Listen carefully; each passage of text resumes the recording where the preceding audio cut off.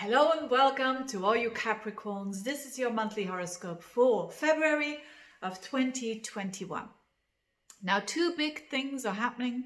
First of all, the first square between Saturn and your ruler Saturn and Uranus, the clash, so to speak. And secondly, a whole bunch of planets in Aquarius, including a new moon on the 11th of February and including a Mercury retrograde. So let's start with that. A whole bunch of planets in your second house, and it's Jupiter and Saturn entered there last month, so you're already having this energy of Saturn, which is about rules and things slowing down and working hard to manage that house, which is a house about finances, a house about your worth, a house about your talents. But Jupiter is also expansion. So it's like those two energies there. And but now who's going to join the club? It's going to be the Sun, it's going to be Venus, Mercury going backwards and forwards there. And this adds to although Mercury goes backwards, so a retrograde is always a time of reassessing, and you are definitely reassessing what? Well, your finances, your self-worth, your talents, maybe the resources that you have, the food that you take in as well is also the second house. And this happens as from the 31st of January up until the 22nd of February. That pocket of time is ideal to reassess these things for you. And the reason why I think this retrograde is actually not really a bad retrograde is because it passes Venus and Jupiter and Venus and Mercury. They are all benefics.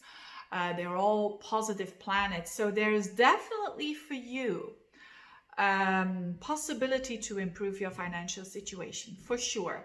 You're having a new moon on the 23rd, on the 11th of February at 23 degrees of Aquarius. So there is some sort of a new attitude, a new beginning that has to do with your self-worth, that has to do with your financial situation, to do it in both ways, to not only to improve it, but to improve it in the long run, which is Saturn.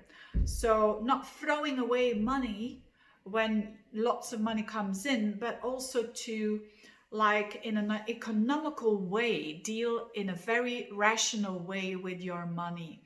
So it's not, if it would have been just Saturn in your second house, it would have been more a time of saving and not giving to, making sure that not more goes out than there comes in, all of that. But now with the Jupiter and all this energy about reassessing, there's a possibility to improve your financial situation, to become more stable, for sure. And I bet that a lot of Capricorns will like that. So that's one thing. On the other hand, as I said, on the 17th of February, so for the first time, another time in June, and a third time in December, you're going to have the first clash between Saturn and Uranus. Now, who is going to feel this the most? The fixed signs. You're not a fixed sign. So this is not that important for you because it's not in key areas of your life. But this is happening in an area of your life. So what is this all about? It's about change. Uranus, I want changes. I want to get out of a rut. I want to free myself up. And Saturn is saying, oh, be careful. Don't do it too quick. And that's it in a nutshell.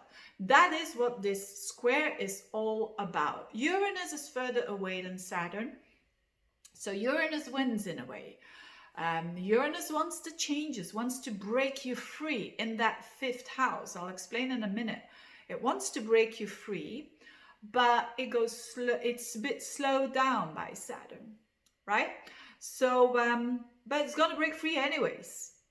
And but this is the timing of a year, so to speak, that that you're going to feel this. And the change will come, and the change is there to welcome it, for sure, to not resist it, but to do it in a step-by-step way, in a Saturnial kind of way, a kind of balances out this very energetic Uranian energy. I say that in a lot of my videos that it's one of my favorite aspects. Why? Because you can make such a big change, but in a tempo that is practical. And for you, where is this change happening?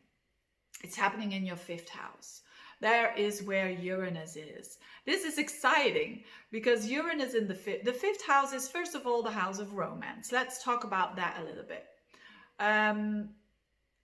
So Uranus is saying, look, how you think about love, your attitude around love, it's a bit outdated.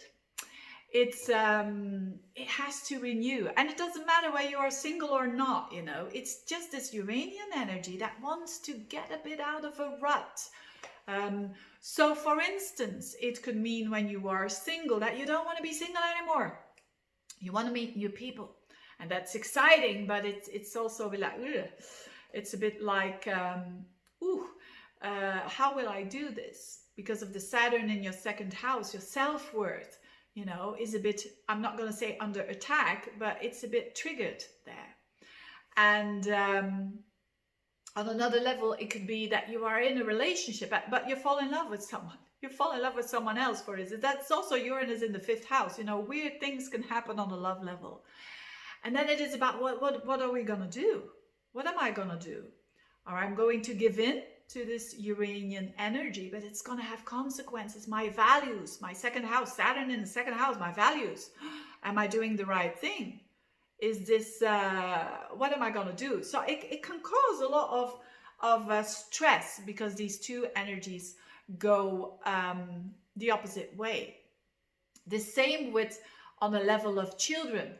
Your child could be going through a very rebellious time, and it causes anxiety when it comes to money, for instance. You have to spend more money towards the child.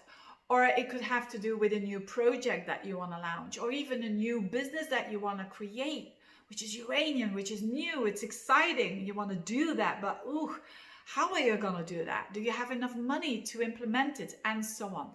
So because of the Saturn in your second house. But the thing is definitely to go towards this newness, to not resist it too much, but also not to rush too much into it. So, and two things can happen. You are either the typical Capricornian temperament, which is Saturnial. You are cautious. You're not gonna jump into new waters or whatnot. You're resisting the changes. When that is you, when you say, yeah, I'm like that, I don't like change, I don't like, you know, to open up to a new love, for instance, or to create a new business, or I'm a bit anxious, then I would say open up a little bit, see what happens, take a little step, don't resist it too much, because it's gonna come back when you do that way hard. It's gonna knock on this door here, not on this door, on your door maybe. And but if you are the type of Capricorn, which is a bit more unusual, but maybe you have a moon in Aries or whatnot, and you're a go-getter mentality, I would say hold your horses a little bit. Your go-getter mentality would really go for the Uranian energy about, yeah, I'm gonna start my own business, I'm gonna invest, I'm gonna take risks. Then I would say slow down. You know, it doesn't mean to say that you can't do it, but slow down the pace a little bit and listen to the universe, right? Listen to the universe, that don't push too hard. You know, the same, let's say you are single and you're really crazy about someone, or in the Uranus there, you know, Uranus energy is a lot of friendliness and a lot of energy of excitement in the fifth house. But maybe you're doubting, like, should I do this? Should I really go into this? I really want it, but should I really go for it? Just slow down a little bit. Don't push too hard, and see what the universe is going to say. You know, you don't have to put many logs on the fire. It has to burn itself from itself. You see, it's like this balance. And that's why I really like this energy, because it helps you to align with the divine. It helps you to align with what is ultimately best for you. I really like it for the Capricorn. So I hope this was a bit helpful for you, a bit helpful. Thank you so much for watching this little video. I wish you a very enjoyable month, and see you next month. Bye bye.